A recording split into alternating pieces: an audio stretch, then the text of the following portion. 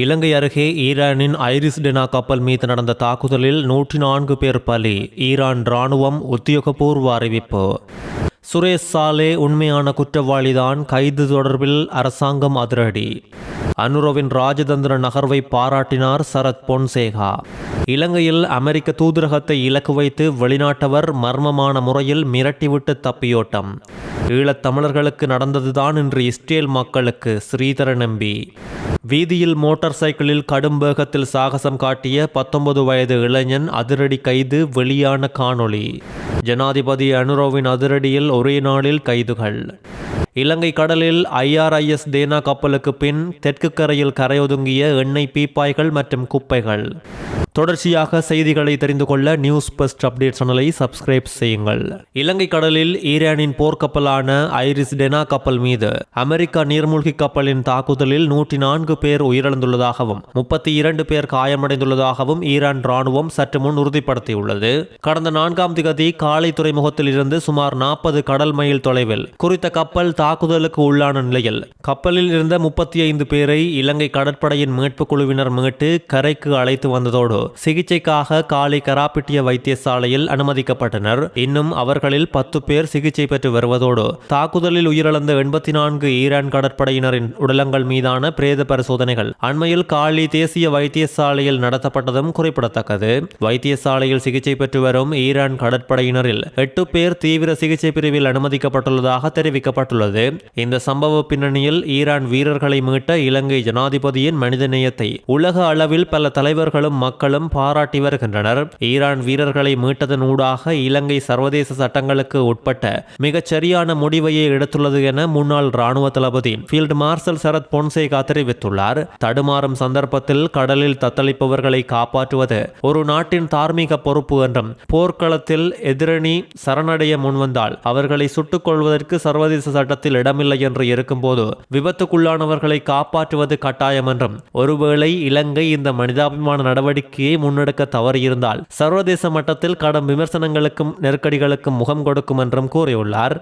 Easter குண்டு தாக்குதல் தொடர்பில் முன்னாள் புலனாய்வு பிரிவின் தலைவர் சுரேஷ் சாலேவுக்கு முழுமையான தகவல்கள் தெரிந்திருந்தமைக்கான போதுமான ஆதாரங்கள் கிடைத்ததன் அடிப்படையில் அவர் கைது செய்யப்பட்டுள்ளதாக பொது பாதுகாப்பு அமைச்சர் ஆனந்த விஜயபால தெரிவித்துள்ளார். ஒரு வருட காலம் ஈஸ்டர் தாக்குதல் குறித்து நடந்த விசாரணைகளை அடுத்தே சாலே கைது செய்யப்பட்டதாக தெரிவித்த அமைச்சர், இந்த விசாரணை நடவடிக்கைகள் மிகவும் வெளிப்படைத்தன்மையோடும் நியாயமான முறையில் முன்னெடுக்கப்பட்டு வருவதாகவும் தெரிவித்துள்ளார்.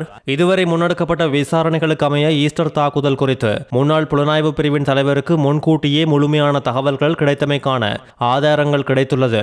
ஆகவே அவர் குற்றவாளியா இல்லையா என்பதை நீதிமன்ற நடவடிக்கைகள் தீர்மானிக்கும் என்றும், பல கருத்துக்களை எதிர்க்கட்சிகள் வெளியிட்டாலும் விசாரணைகளுக்கு தேவையான நபர்களை கைது செய்யவும் தடுத்து வைக்கவும் போலீசாருக்கு அதிகாரம் உள்ளது என்றும், சட்டபூர்வமான நடவடிக்கையை இந்த விவகாரத்தில் முன்னெடுக்கப்பட்டுள்ளதாகவும் அமைச்சர் தெரிவித்துள்ளார்.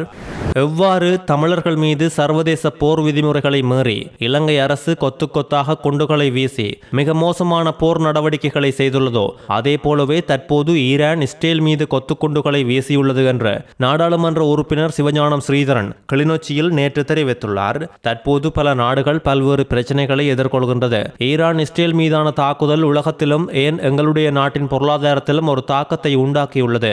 இலங்கை அரசு எங்கள் மீது கொத்துக்குண்டுகளை வீசி யுத்தம் புரிந்து எங்களை அழித்தார்கள். யுத்தம் முடிந்த 2009ஆம் ஆண்டு காலப்பகுதியில் முல்லைத்தீவு, புதுக்குடியிருப்பு உள்ளிட்ட பகுதிகளில் கொத்துக்குண்டுகளின் சிதைவுகளையும் எச்சங்களையும் புகைப்படங்களாகவும் வீடியோ ஆவணங்களாகவும் வெளியிலே கொண்டு வரப்பட்டது. பல தடவைகள் நாடாளுமன்றத்திலும் இது குறித்து நான் கதைத்தேன். அதே போல இப்போது ஈரான் இஸ்ரேல் மீது கொத்துக்குண்டுகளை வீசியிருப்பதாக அந்த நாட்டு ஜனாதிபதி பகிரங்கமாக அறிவித்துள்ளார். சர்வதேச போர் விதிகளை தாண்டியும் போர் முறைகளை தாண்டியும் அப்பாவிகளாக இருந்த தமிழ் மக்கள் மீது 22 நாடுகள் சேர்ந்து இதே போல கொத்துக்குண்டுகளை வீசி போரியல் வல்லமையிலேயே ஒரு சிறிய இனக்குழுமமாக இருந்த எங்கள் மீது குண்டுகளை வீசி அழிக்கப்பட்டோம். ஈரானிலே மனித குலத்துக்கு எதிராக நடக்கின்ற யுத்தத்துக்கு நாங்கள் ஆதரவானவர்கள் என்ற செய்தியை யாரும் நினைக்கக்கூடும். நாங்கள் அழிக்கப்படும் போது யாரும் எங்களுக்காக குரல் தரவில்லை.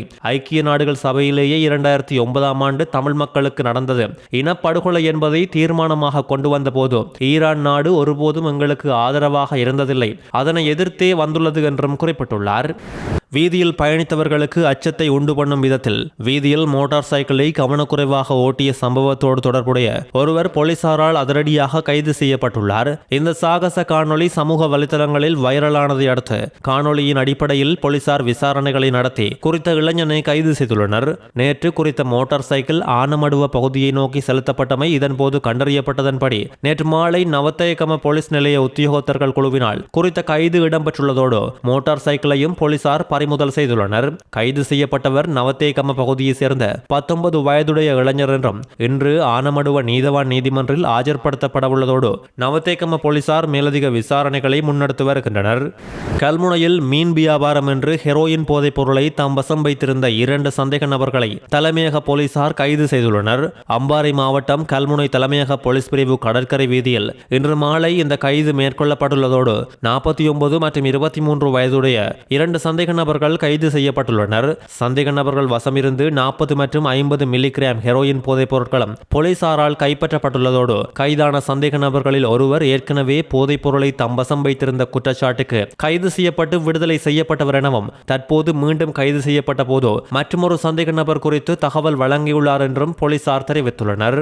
ஜனாதிபதி அனுரகுமாரவின் பணிப்புரையில் நாட்டில் போதைப் பொருளை தடுக்கும் நோக்கில் முழு நாடுமே ஒன்றாக தேசிய திட்டத்தில் நேற்று முன்தினம் முன்னெடுக்கப்பட்ட சோதனைகளில் 981 பேர் போதைப் பொருட்களோடு கைது செய்யப்பட்டுள்ளனர். தடுப்பு காவல் உத்தரவு பெற்ற 9 பேர் கைது செய்யப்பட்டுள்ள நிலையில் சட்டவிரோத சொத்துக்கள் குறித்து விசாரணைகளுக்கு அமைய 11 பேர் கைது செய்யப்பட்டுள்ளனர். 989 சோதனைகள் நடத்தப்பட்டு 13 பேர் புனர்வாழ்வு நிலையத்துக்கு அனுப்பி வைக்க பரிந்துரைக்கப்பட்டுள்ளதோடு குறித்த போதைப் பொருள் தடுப்பு நடவடிக்கைகளில் சிக்கிய சந்தேக நபர்கள் வைத்திருந்த போதைப் பொருட்களையும் போலீசார் இதன்போது கைப்பற்றியுள்ளனர்.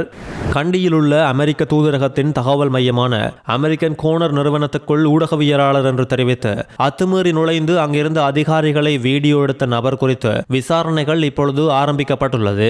சந்தேக நபர் வெளிநாட்டு பிரஜை என்றும் இவர் குறித்து கண்டி தலைமையக போலீசார் விசாரணைகளை ஆரம்பித்துள்ளனர்.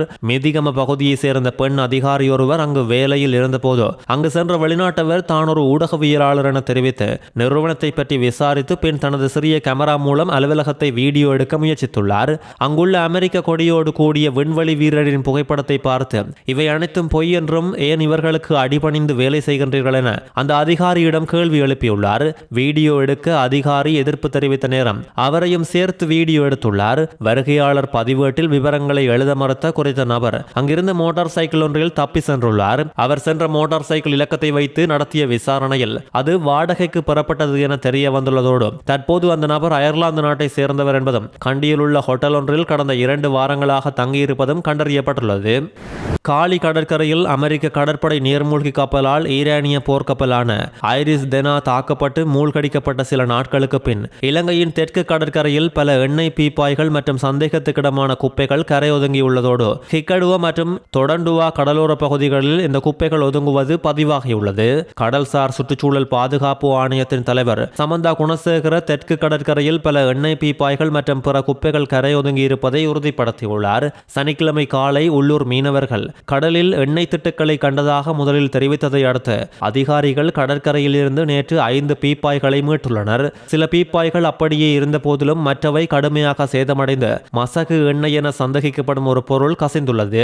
பீப்பாய்களில் புலப்படும் அடையாளங்கள் வரிசை எண்கள் அல்லது எழுத்துக்கள் எதுவும் இல்லை என்றும் இதனால் அவை எந்த கப்பலில் இருந்து வந்திருக்கலாம் என்பதை உடனடியாக கண்டறிவது அல்லது அடையாளம் காண்பது கடினம் என்றும் குணசேகர தெரிவித்துள்ளார்.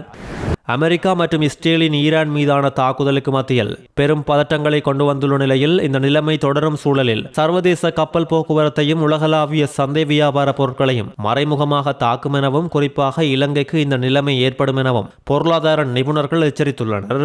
பொருட்கள் விநியோக சங்கிலியின் தடங்கள் காரணமாக கடல் மார்க்க வர்த்தக கட்டணம் கடுமையாக அதிகரிக்கும் என கடல் போக்குவரத்து கொழும்பு பயிற்சி நிலையத்தின் பிரதம நிறைவேற்று அதிகாரி ரொஹான் மாசகொரல்ல தெரிவித்துள்ளார். இந்த மாத இறுதியில் இந்த நிலைமை நிச்சயம் எதிரொலிக்கும் என்றும் இந்த காலாண்டில் பொருட்களுக்கான சந்தை தட்டுப்பாடு உண்டாகும். தற்போது பல பொருட்கள் விலை அதிகரிப்பை காண்பித்துள்ளது. யுத்தம் நீடித்தால் விநியோக சங்கிலியில் பாதிப்பை ஏற்படுத்தி உட்கட்டமைப்பு வசதி சீரழிவை ஏற்படுத்தும் என்றும் தெரிவித்துள்ளார்.